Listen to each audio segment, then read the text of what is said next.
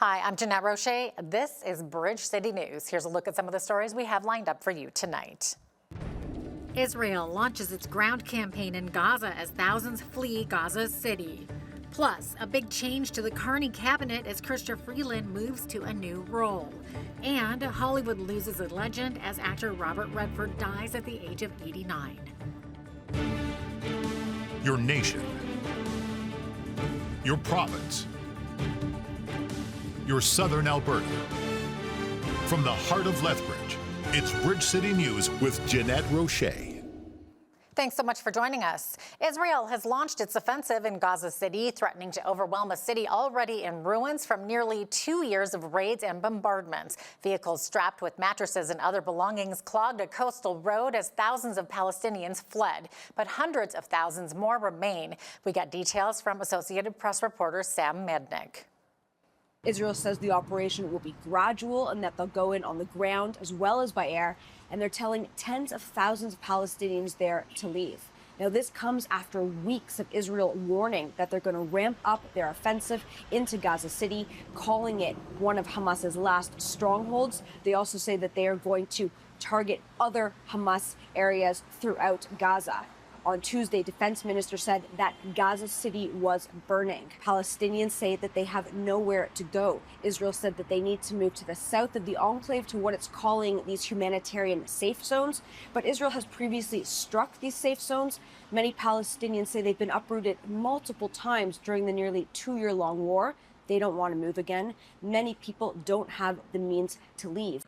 Families of the hostages as well are pushing back against Israel, saying that this offensive is going to kill their loved ones. Some of the hostages are believed to be held in Gaza City. There's about 20 hostages believed to be alive, and the families say that their lives are being put at risk.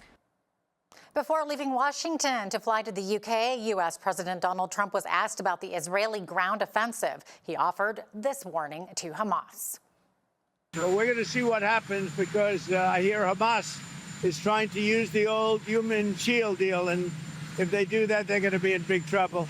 They're going to be in big trouble. They put it out 2 days ago that they're going to use the hostages as human shield. That's something that hasn't done for a long time, you know? What about the idea of Israel beginning this ground offensive in Gaza City? Do you support that? Well, I have to see. I mean, I don't know too much about it. I can tell you that if they put the hostages in front of them, Hamas, as protection, as what they call them, bodyguards, Hamas is going to have hell to pay. In other news, Chrystia Freeland is Canada's new special envoy for the reconstruction of Ukraine. Prime Minister Mark Carney appointed Freeland to the role today.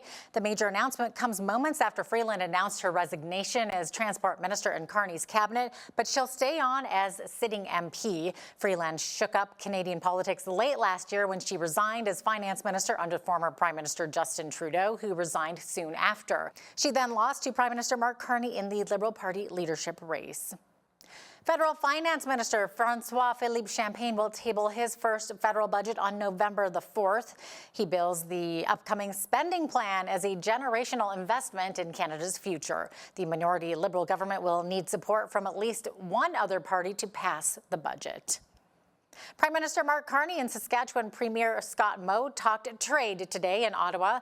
Moe just returned from China Monday, where he met with the officials who oversee an agency responsible for imposing steep tariffs on Canadian canola products. The Premier is a proud Canadian, and his commitment to our country, obviously he's working for the people of Saskatchewan, but commitment to our country and contribution at the tables have been essential to getting us together and moving forward as united. So much going on globally in the way of market access, trade and tariff discussions, well reported on, and I think so much actually happening as well with respect to inside of Canada, where we are having discussions about how we can determine our own destiny. And so the challenges are real and very evident. But in and amongst those challenges, there most certainly are opportunities internationally and opportunities within Canada, and that's exactly what I think we need to work together at all levels of government as Canadians, is to find the best path forward for our nation and the people we represent. Moe says the meetings in China were a little more positive than he expected. He believes China is looking forward to recalibrating the trade relationship it has with Canada and moving forwards in a pragmatic and reasonable fashion that is good for both countries. The man accused of assassinating conservative commentator Charlie Kirk at a Utah university last week has been charged. 22-year-old Tyler Robinson is facing a long list of charges, which were read today in Provo, Utah. Count 1, aggravated murder, a capital offense for intentionally or knowingly causing the death of Charlie Kirk under circumstances that created a great risk of death to others. Count 2, felony discharge of a firearm causing serious bodily injury, a first-degree felony.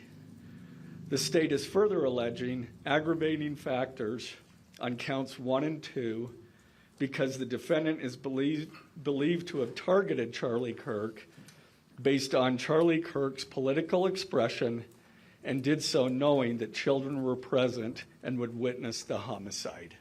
Also, following the press conference, I am filing a notice of intent to seek the death penalty. I do not take this decision lightly, and it is a decision I have made independently as county attorney, based solely on the available evidence and circumstances and nature of the crime. DNA consistent with Robinson was found on the rifle's trigger. After shooting Mr. Kirk, Robinson hid the gun, discarded the clothing he wore when he fired the rifle, and told his roommate to delete incriminating text messages and not talk to police. Robinson was scheduled to appear on camera for a virtual court hearing Tuesday afternoon. It was unclear whether he had an attorney. Today, in a New York courtroom, a judge dismissed terrorism charges against Luigi Mangione in the killing of United Healthcare CEO Brian Thompson, but the judge kept the state's second-degree murder charges against him. We get more from Michael Sisek with the Associated Press. Judge Gregory Caro left intact a lesser murder charge, second-degree murder. That charge still carries the possibility of life in prison. But it nonetheless was a victory for Mangione. Mangione walked into court in a beige jail jumpsuit. He was there for several minutes as Judge Caro summarized his ruling, and then he walked out, his hands shackled to his body, and raised his eyebrows as he passed the crowd of supporters in the courtroom. His lawyers were trying to get the entire state case dismissed. They argued that it was double jeopardy. Judge Caro said that it's premature at this stage to entertain the notion of double jeopardy because neither the state case against Mangione or a parallel federal prosecution have gone to trial. If convicted of the remaining second-degree murder charge, Mangione faces a minimum sentence of 15 to 25 years in prison. He has also been charged with weapons and forgery crimes. The war of words between the Alberta government and the Alberta Teachers Association is heating up. The government has filed a complaint with the Labour Relations Board over a document from the Provincial Teachers Union that it alleges contains false information. The document, called Talking Points, was released by the union on August 29th and gives teachers guidance on how to explain the bargaining situation to parents and students. The government alleges that one of the false claims is that the Teachers Employer Bargaining Association, or TEBA, doesn't have the mandate to negotiate class complexity, class size, and supports for students. In the complaint before the Labour Board, Finance Minister Nate Horner is demanding the Alberta Teachers Association and its president, Jason Schilling, immediately retract their false claims. But Schilling has since fired back in a statement saying the document is not misleading, it's the truth. He says rather than sitting down and bargaining, the government is wasting time on legal maneuvers and public smears. Alberta is making changes to its TIER emissions reduction program. TIER stands for Technology, Innovation, and Emission Reduction Regulation. It requires any facility that emits 100,000 tons or more of emissions in a year to meet annual emissions reductions targets by using carbon offset credits, emission performance credits, or pay into the TIER fund at $95 per ton of emissions. Premier Danielle Smith explains the changes.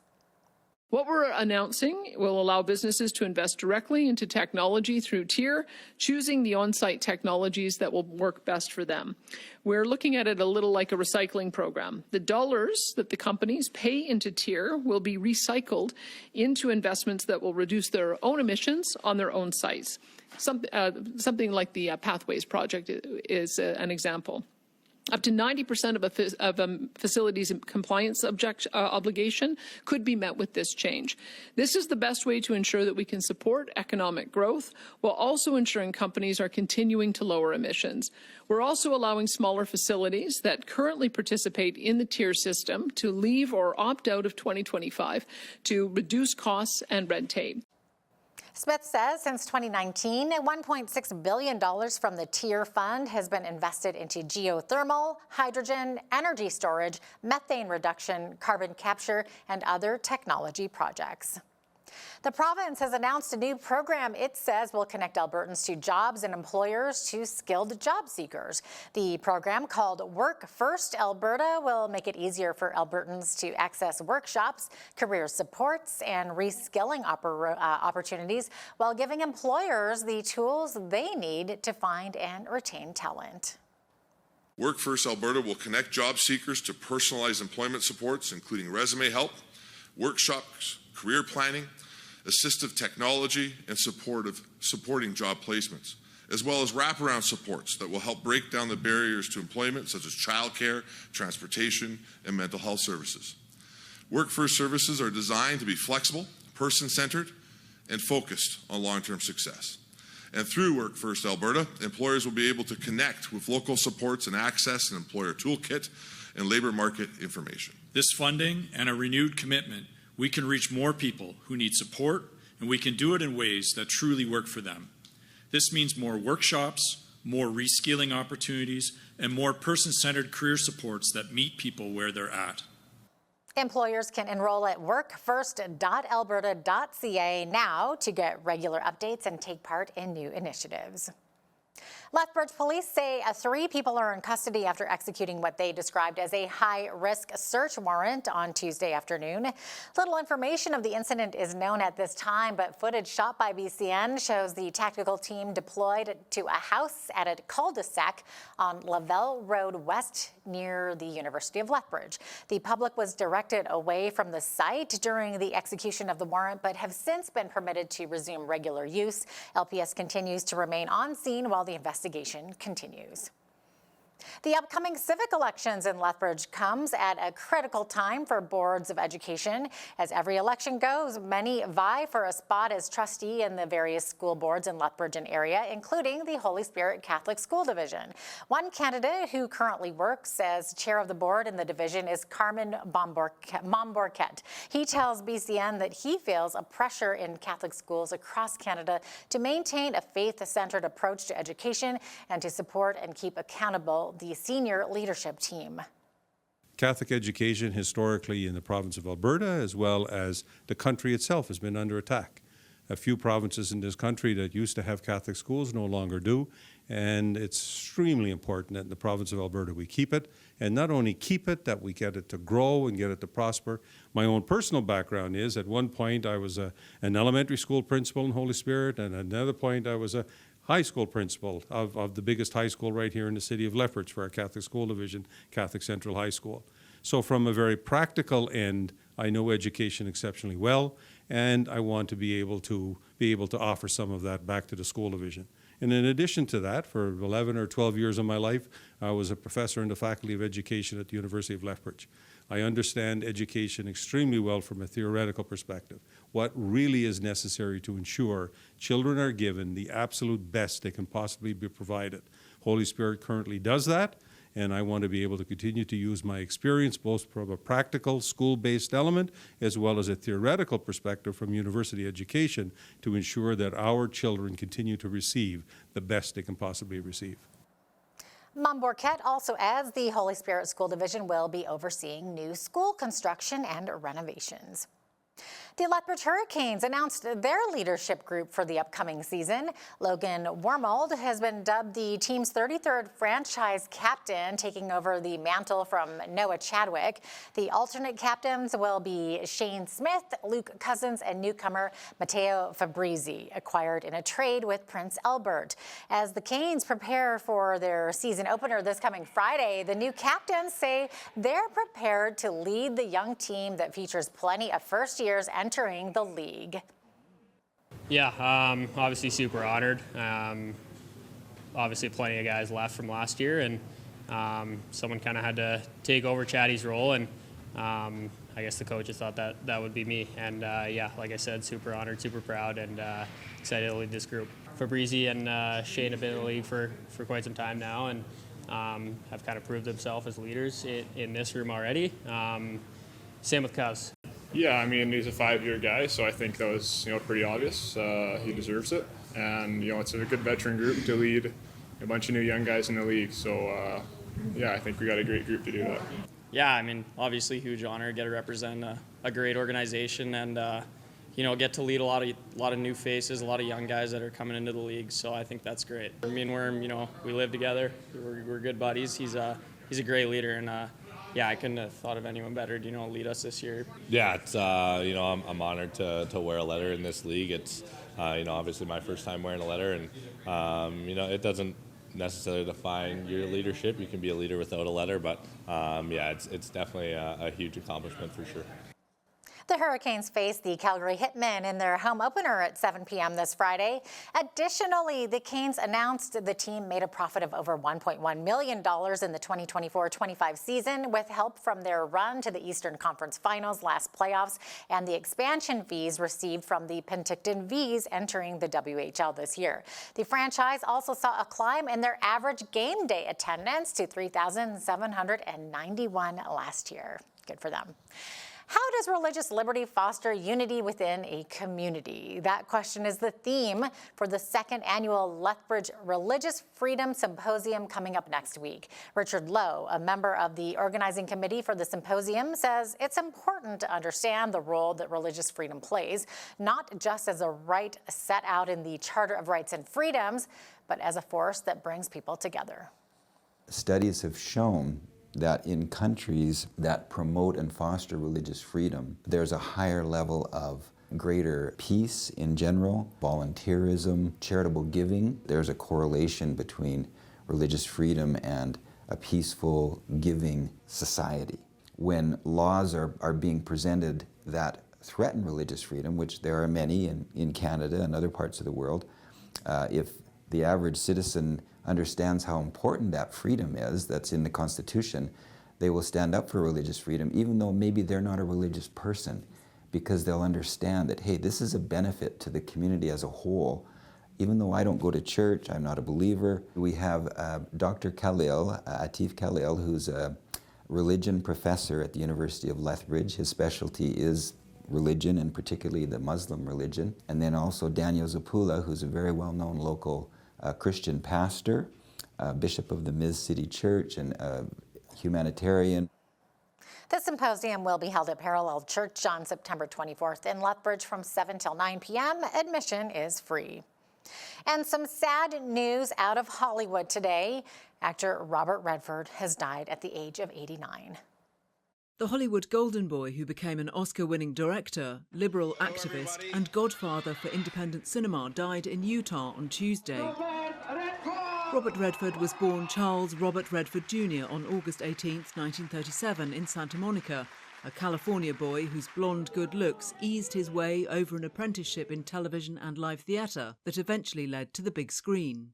After rising to stardom in the 1960s, Redford was one of the biggest stars of the 70s, with films such as The Candidate, The Way We Were, and All the President's Men.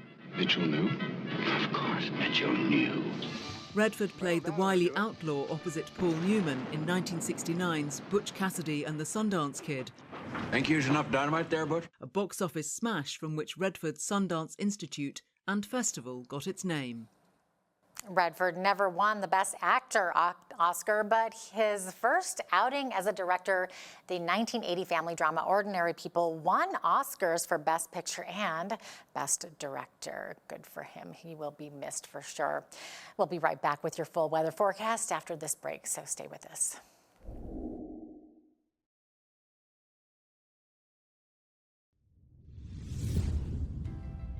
Well, summertime is hanging on across much of the country, including here in southern Alberta, and I am loving it. Look at these temperatures.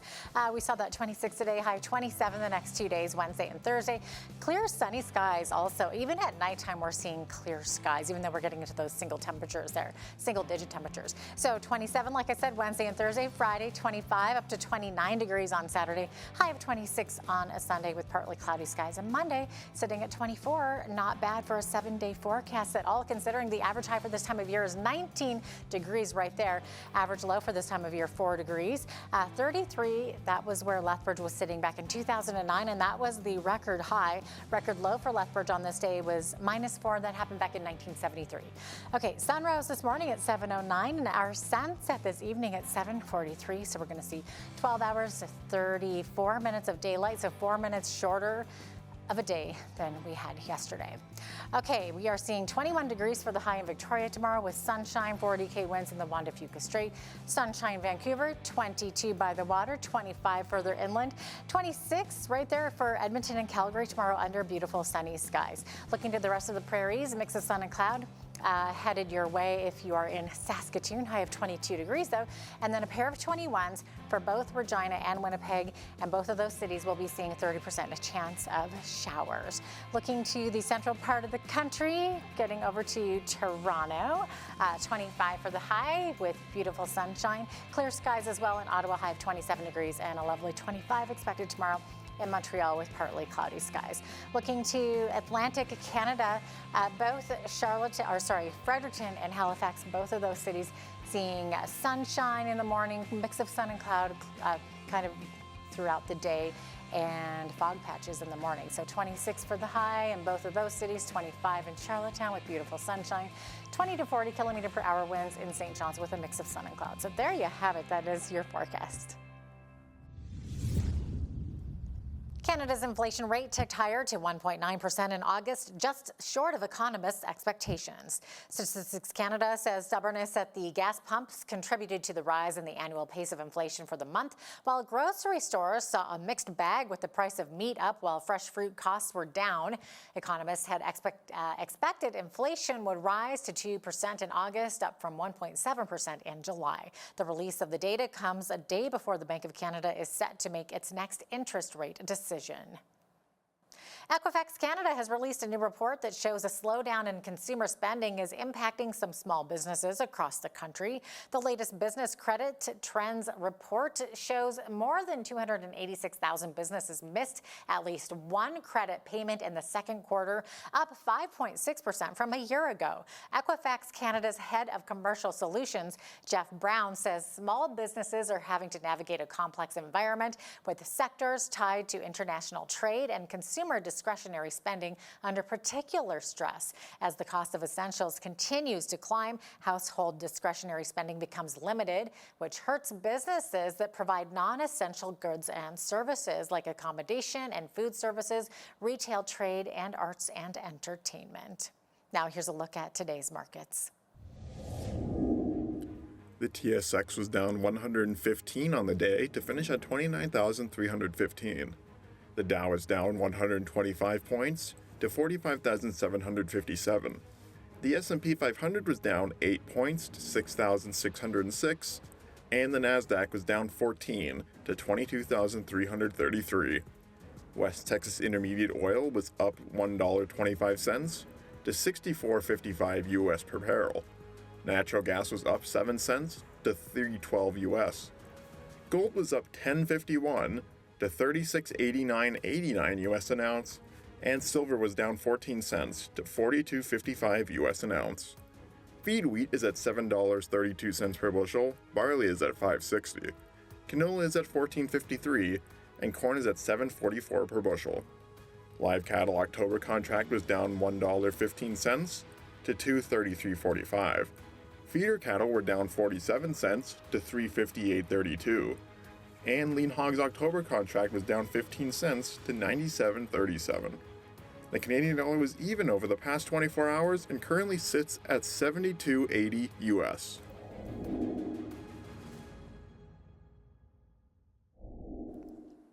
Recapping one of our top stories, charges have been laid against the gunman accused of killing conservative commentator Charlie Kirk last week at Utah University. 22-year-old Tyler Robinson faces 7 counts, including aggravated murder. The aggravated murder charge means Robinson could face the death penalty. The fall session of Parliament has begun, with Pierre Poilievre returning to the House of Commons to lead the opposition and hold Prime Minister Mark Carney's Liberal government to account. What's in store for Canada? Toronto Sun columnist Brian Lilly gives us his take on the political affairs impacting our nation. That is coming up next. Also, when you see news happening in your community, be sure to send us an email at info@bridgecitynews.ca. You can also visit our website or our YouTube channel anytime to check out more of our stories and interviews.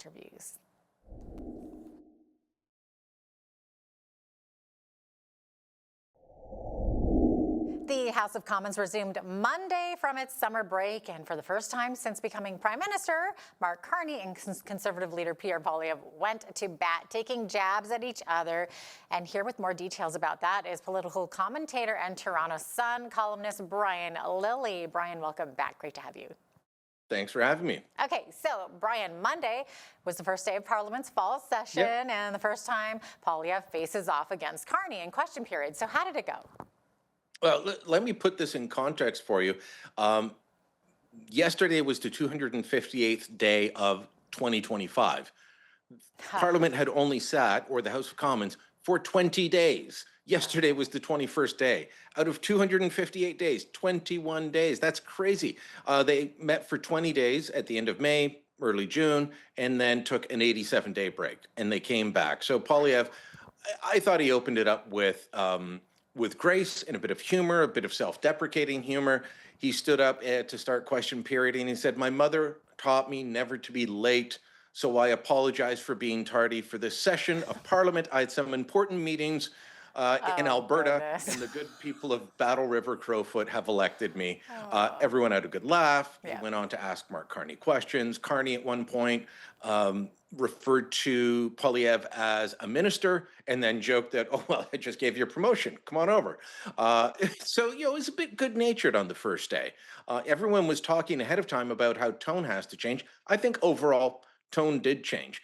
The Conservatives are clearly going to be using a tactic where they try and hold Mark Carney to account using his own words, using the promises and the expectations that he has set for himself, because that's what they were doing time and again in question period on Monday. So it's an interesting take, because you're still holding the government to account. You're not being overly combative, but you're saying, well, you promised this. You're either you haven't delivered or you've delivered something else. How do you explain yourself?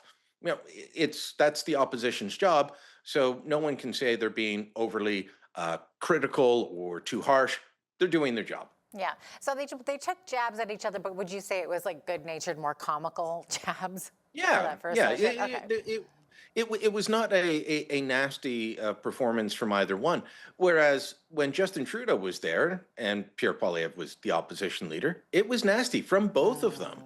I mean, a lot of people would just point to Pierre Poilievre as being nasty. Well, Justin Trudeau was incredibly arrogant, dismissive, rude, and aggressive to the opposition. Carney, both in the spring session when Poilievre wasn't there and yesterday, trying to make it good-natured. Carney wasn't in question period today. He's got other meetings, and we'll talk about that in a moment. But he's taking a very different tone. Will that last for either of them? We'll have to wait and see. Yeah. Now, a couple of minutes ago there, Brian, you mentioned that the Conservatives want to use Carney's own words against him as they hold him to account. And last week, he unveiled his major projects list, and you wrote that it didn't live up to Carney's promise and that it is weak. So why do you say that? Because it doesn't live up to Mark Carney's promise and it's weak. So let me explain that. Sorry for being silly.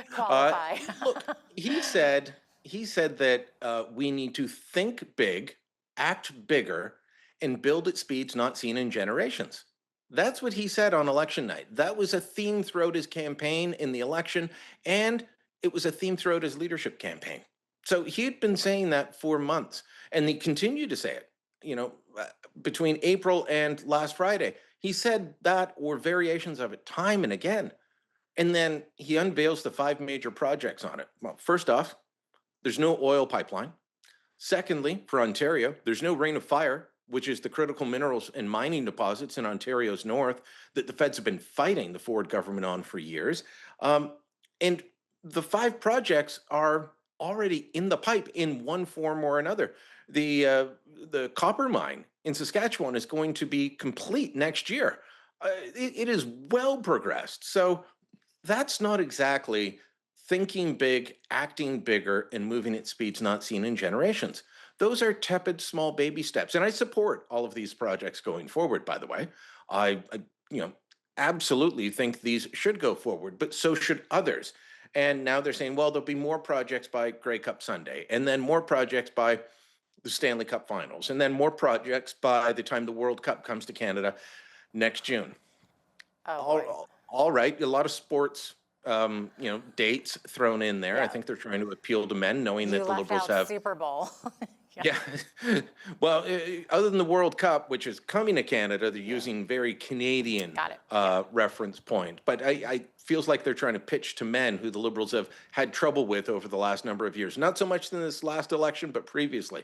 So they're trying to keep men on side with the sports. But look, we should be doing more. We should be doing bigger. I want Mark Carney to live up to his words of think big, act bigger, move at speeds not seen in generations. That's what we need to do to unleash the Canadian economy to compete with the American economy. So, because as I've said, since January, we get rid of all the tariffs tomorrow. Donald Trump is still going to leave us in the dust with what he's doing to unleash the American economy. We need to do the same. We can't keep shackling ourselves and wondering why our economic growth is pathetic, which it still is pathetic. Hopefully these projects change it, but I think we need more still. And by the way, I got a 9-page memo sent to me from all the top industry leaders in oil and gas. It was a letter sent to Mark Carney saying, we wrote to you 6 months ago. We told you what we need to do. We don't think it's happening. And here, let us remind you, we want to work with you. Here's what we need to do. Here's how we can help you. Let's work together. You mentioned Trump and tariffs, and before we started this interview, you had mentioned that Carney, during the House of Commons, mentioned that he and Trump text. So did he go into detail a little bit about what they are talking about, or if there's going to be an end to any of this craziness? This was an exchange between Bloc Québécois leader Yves-François Blanchet and Carney. And Blanchet was trying to say, well, you said you'd negotiate a deal with them and you didn't. And when was the last time you were in Washington? And when are you going to see him next? And Carney said, well, I don't need to go to Washington. The president of the United States is a modern man. And we exchange text messages all the time.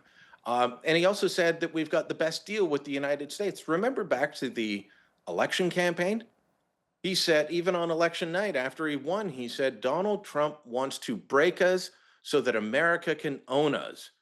And we got the same tariffs that Trump was talking about back then, and now it's the best deal in the world? I mean, this is, and he's talking to Trump all the time. I thought he was trying to break us so he could own us. The elbows are definitely down. We can't find the elbows. They're not going up and down anymore. They're just down.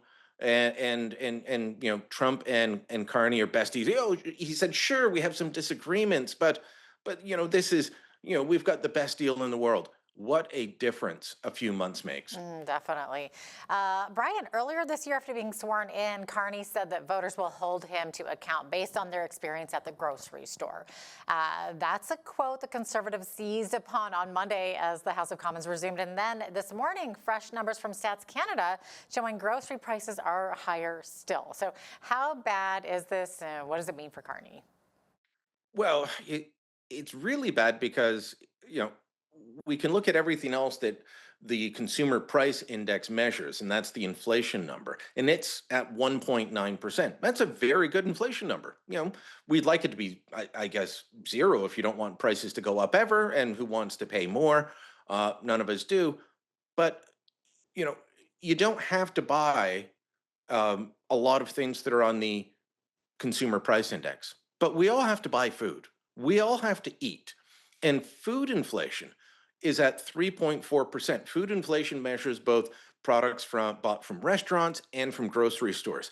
Just products bought from grocery stores, it's increased 3.5% in August from the year previous. And remember, all of these are built upon increasing grocery prices over the last several years, so it's compounded. So overall grocery prices are up 3.5% in August, but meat was up 7.2%. Beef, and not just steak, but ground beef as well. You know, the cheaper cut, it's up 12.7%. So, all right, you put the steak back because you're looking at it and go, well, I used to pay a lot less for that. I can't justify that, can't afford it. I'll go for ground beef. Holy man, it's a shame. Look at the price of ground beef now. So all of these prices are going up. Sylvain Charlebois, the food professor, dug into some of the numbers, and things like coffee were up 20%. But you know what? That was a self-inflicted wound because we put countervailing tariffs on coffee imports. The Americans tariffed our steel, our aluminum, our auto, our copper, and we said, oh, well, we'll get you back. We'll tariff all that, and we'll tariff coffee. Well, we import all of our coffee. There's nowhere that coffee is grown in Canada. It's not actually grown in the continental United States either, but some of it's roasted there. We're importing that, and that was pushing up our coffee prices. Those tariffs went away September 1st, so maybe you'll see a bit of a break on coffee prices over the next month or so. But, you know, I've been watching it, and I've got a few brands that I go back and forth with over which coffee beans I buy, and the sales have not been as good the past several months. Let's put it that way, Jeanette. Yeah. Hopefully the Starbucks will come down. If anything, it's going up. Brian, on a bit of a sombering note here, so there was a statement read out in the House in defense of free speech, and honoring American conservative activist Charlie Kirk. So were you surprised that Liberals joined in a standing ovation when Lethbridge Conservative MP Rachel Thomas finished her statement? A little bit. And, you know, I shouldn't be surprised, but because of some of the rhetoric around Charlie Kirk, a lot of it, false statements of things that, oh, well, he said this, so he was hateful. He said that, he's a racist, a misogynist, you know, et cetera, et cetera. Pretty much all false statements are taken completely out of context to make them look, you know, put them in the worst possible light. So it was good to see the Liberals stand up and defend free speech. They haven't always done that. But there is a different guy at the top, a different tone, and you know, freedom of speech is central to Canada. I've been having this debate, believe it or not, close to 20 years with certain types of Liberals telling me that we don't have freedom of speech in Canada. I said, yes, we do. It's guaranteed in the Charter. And they say, no, we have freedom of expression. I said, well, you know that they chose that because that encompasses speech and several other forms of communication. It's actually a bit broader, and you don't have to interpret it as being broader. But there are some people that in this country that don't believe we should have freedom of speech. And it was good to see so many of our elected representatives standing up. Couldn't tell if the Bloc and the NDP stood up. I could only go with the view that I had on my screen from the TV cameras inside the House. But the front bench of the Liberal Party jumped up and joined in the standing ovation after Ms. Thomas finished speaking. No, that's wonderful. Brian, there's chatter that former Finance Minister Chrystia Freeland is leaving her job as Transportation Minister and taking up a diplomatic post. Is this surprising? No, because she's been trying to get out of government for a while, going back to when Justin Trudeau was still here. She wanted a diplomatic post. Not sure why it didn't happen under Trudeau. Then, of course, they had their falling out. Mark Carney is now appointing her a special envoy on Ukraine, so something very near and dear to her heart, something that she has done good work on. So she'll leave soon. There'll be a by-election in Toronto-Rosedale, and another Liberal will be reelected. Oh, interesting. Brian Lilly, Toronto Sun columnist, thanks so much for joining us today. Thank you.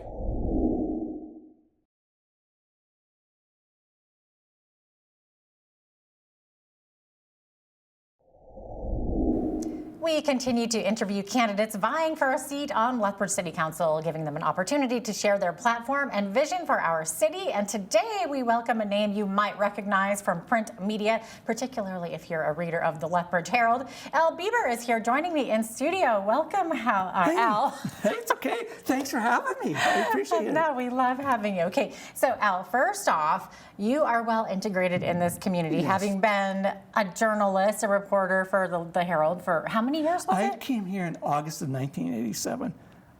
Okay. I started my career in northwestern Ontario in a town I'd never heard of when I was growing up out here. Yes. And I stayed there for 7 years, and you know what? Winters were cold, and I decided, let's see what Lethbridge has to offer back home in southern Alberta. Okay. Okay. What was the town that you went to? It was called Fort Francis. It was right on the Minnesota border. Oh, so way out there. Yeah, Okay. right like close to Manitoba. Okay. Yeah. All right. Yeah. Well, I'm a Winnipeg girl myself. So yeah, we used to go into Winnipeg, watch the Jets. Yeah. Okay. Go Jets. Yeah. There we go. Go Bombers. In the old Winnipeg Arena. Yeah. No. Exactly. Everything's changed. But speaking of change, you being a journalist, you've seen a lot of changes over the years. You've covered this city inside and out. What made you want to throw your hat into the ring for a city council? I've been following Lethbridge politics, obviously, for years. And when I first started covering City Hall beat in 2021, a job I volunteered for, because I was interested in it, and I have gotten to know the city well. And I've been watching what's been going on as our city grows and develops. And I've seen the way council operates. They've had a lot of challenges. And a couple of years ago, people started saying, you need to run for City Hall. And I was already thinking about it. So when I gave my year's retirement notice, I thought, I want to consider pursuing this even farther. And then there was community sentiment growing that, Al, please do this. And I started taking it more seriously. And I thought, yeah, you know what? I'm not ready to be just a dog dad at home. Yeah. And I am really interested and see what I can contribute to the community in a different way. Yeah. So what kind of experience do you think you'll be able to bring? Well, what I have is a really good understanding of City Hall, how it operates. And I've got good relationships with the people in there. I've dealt with so many different departments in there, from waste and recycling to, the finance department. I've got a really good handle on how City Hall works and the challenges they face in administration, as far as trying to operate the city. And I understand the distinction between governance and operations. Governance has its role, city administration has its own role. And it's, the role of governance sometimes has to get involved in city operations, but it has its own distinct role. And that's what a lot of people in the community don't understand. Yeah, so interesting. So what are you most passionate about? If you were to get a seat in there, what types of issues would you want to be tackling? Well, you know what? Running a city is a collaborative effort. So I don't think anybody can go in there and say, we want to do this, or we want to do that. We can bring our ideas to the table and hopefully they'll find common ground. But it's obviously residential development, commercial development, industrial development are important. So we have to work with the city administration and economic development efforts to develop strategies to increase the tax base, to pay for the essential services we have, to pay for the community service we have, and to help with the cost of the social issues that we are dealing with. I was going to ask you, what is your take on taxes? Because obviously that's a huge issue with council. Residents don't like to see their taxes going up, but yet if you want to provide all the services that for the residents, sometimes that happens. So what's your take on that? How do you go about sort of striking that balance? Well, I think we need to figure out how to spend judiciously, focusing on the needs, especially during this tough economic climate. But we also have to consider things like arts. Because, culture brings people to communities, but it's not going to be a high priority. A lot of people, because there are so many other concerns right now. The wastewater treatment plant. I don't know if you guys did the tour there last year, but it was really interesting and enlightening, and there's a huge cost associated with that. So we have to find a way of balancing taxes to keep it affordable for seniors, for young people, while also providing those necessary services. And that's going to be a tough juggling act moving ahead. So we need to increase that tax base. Okay, so you're all for increasing the tax base. Now you've been a longtime supporter of arts, and you mentioned that there. Yeah. So how important is this for election 2025? Well, obviously the idea of a concert hall is long gone, but there are ways we can support the arts, including providing a little bit of money for the arts acquisition program, even just advocating for the arts to get provincial support. Because as we saw the province talk about a few weeks ago, arts are an economic driver here. And they bring tourism to the city. When you have companies like New West Theatre, and we've got the Southern Alberta Art Gallery, which is a nationally renowned institution. We've got, CASA, which does great work. We have great museums here. The Galt Museum's fantastic. So we have to find a way of bringing attention to those organizations so they can thrive. And come budget time, trying to work with them to give them the money they're going to need to operate. Just like we're going to have to do everything else. Yeah, but we have really pressing issues in this city right now. Definitely. Speaking of which, housing affordability is an ongoing issue. So what do you see as a potential solution for that? Well, everybody talks about densifying, and I've heard some people say, well, densifying should only be in certain neighborhoods, but that's like the NIMBY attitude. So if we look at densification, I'm kind of taking the attitude of some of the people that I've talked to who've come here from different cities. We need to build up in different areas of the city. Make it densification everywhere so nobody feels like they're left out. And but we need to make sure we have enough parking, which was a real concern. Because if you don't have parking, and this is a commuter city, that is going to create issues. So we have to really be careful about the land use bylaw that's being redeveloped and make sure that takes these matters into consideration.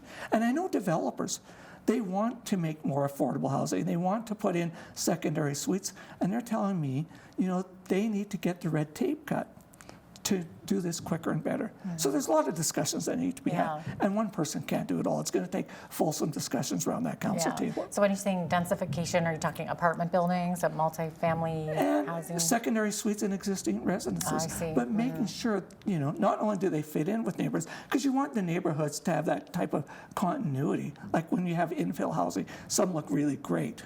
So, you want to make sure that everything fits with the neighborhood and everybody's comfortable with it. And we have to look at those densification needs. Seniors who want to downsize, young families who want to start out.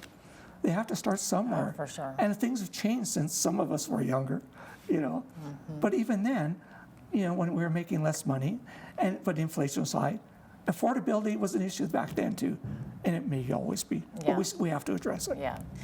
On the opposite side of the housing situation is homelessness, addictions, encampments. Those are all challenges that are still here in the city, unfortunately. So are there any changes that you'd like to see the city make to bring a betterment to that? It's a tough question to ask because even though I've got an inside view, I'm still an outsider. But, mental health and addictions comes under different levels of government. So I think community social development at Lethbridge City Hall is doing a good job of advocating, and I think that's what we need to do is continue to advocate to get the supports we need so we can help out. And that means obviously financial supports. But this is a real tough issue, being dealt with by communities across Canada. And people who've come here from Vancouver and Victoria, Penticton, BC, have told me, compared to their communities, Lethbridge's situation is not as bad, but it's still bad to the people who live here. But it's also a crime issue. So that's where we need to support the police because they're handicapped or handcuffed, I like to use the term, by the catch and release bail system because people are basically spending a cup of coffee behind bars and they're getting out and they're doing repeat crimes. Right. And being a guy who likes to fish, when I go back to Ontario, catch and release is for fish. It's not for drug dealers or car prowlers or break-in artists. So we have to advocate on behalf of our police to get those rules changed and give them the boots on the ground that they need to get their job done. But we have to be cognizant. Mental health and addictions issues happen to people right across the spectrum. There are so many people suffering in our community, we may not even know. So we do have to be sensitive about that. And we have to find ways of helping them. In your opinion, what's the best way to help them? I don't know. That's a tough question. But hopefully, if I get elected, I'll be able to learn more about it and provide some insights into it. Right. I mean, we've gone down the road of the supervised consumption site. Now the province is wanting to bring in the forced treatment. I mean, they're opposite sides of the coin. Where do you sit in that? I think we have to look at combinations of both, perhaps. But again, these are provincial purviews. But forced intervention almost seems like it's throwing people in jail. But if it can help some people, we have to look at everything. We have to consider it. And I'm not in a position right now, I don't think anybody running for council is right now, to be able to give concrete answers. We have to work with those different levels of government, get insights from different experts to see what they think, and try to work a council strategy around those ideas, but going to the respective levels of government. Yeah, for sure. Councillors are not and doing experts, the best we that's can for sure. with the financial resources we Yeah, have. exactly. And, you know, Andrew Malcolm and CSD, you know, they get a lot of flack, but like journalists, they're in that win situation. There's that whole joke about journalists come to work, you know, everybody hates us. On the bright side, everybody hates us. It's a no-win situation. But so we have to be able to work with those levels of government and try to find solutions, which every community across Canada is dealing with right now. No, exactly. On a whole other level here, what are your thoughts on a third bridge? Well, you know, and I've talked to a lot of people about this, and I've heard people say, well, it's just an inconvenience because we never go to the west side. But it affects a lot of people. But we can't afford to have it on our shoulders. We heard what Council heard a couple of years ago about the cost. But we also know there's only so much lifespan left in Whoop Up Drive.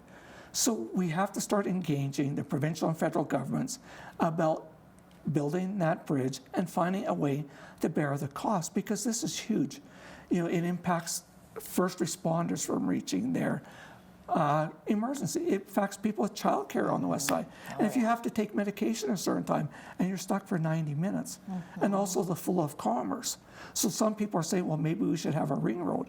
And there's an idea there too, but what's the impact on a ring road if it avoids Lethbridge? I mean, Winnipeg has its ring road, you know that. But I mean, it's right in the city. Highway. The perimeter highway, which we've all been on. But you know, I mean, it's on the edge of the city, but it's still in the city. So how do we? That's right, it is, you know, because I go that way every couple of years and bounce around on it.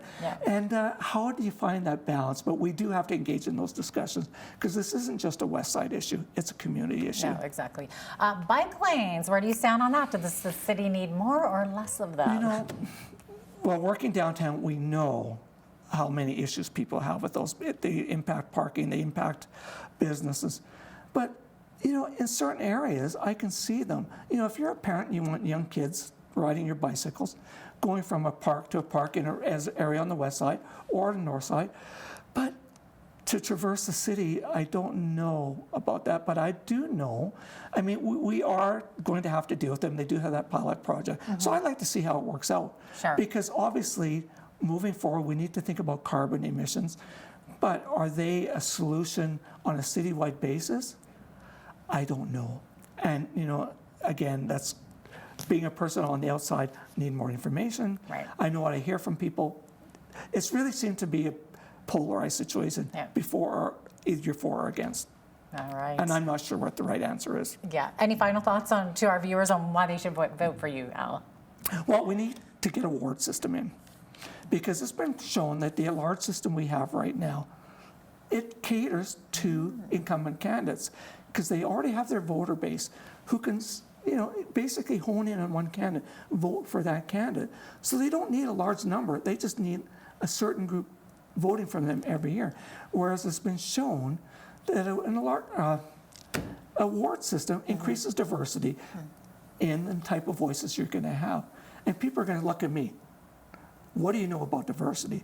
Well, the neighborhood I live in on the west side, you know, we have multiple religions, multiple races, different sexualities. We are a neighborhood that is extremely diverse, is extremely welcoming, and we look out for people. And to me, that's a microcosm of what Lethbridge is, and it's a microcosm of what City Council could look like if we have a ward system. All right.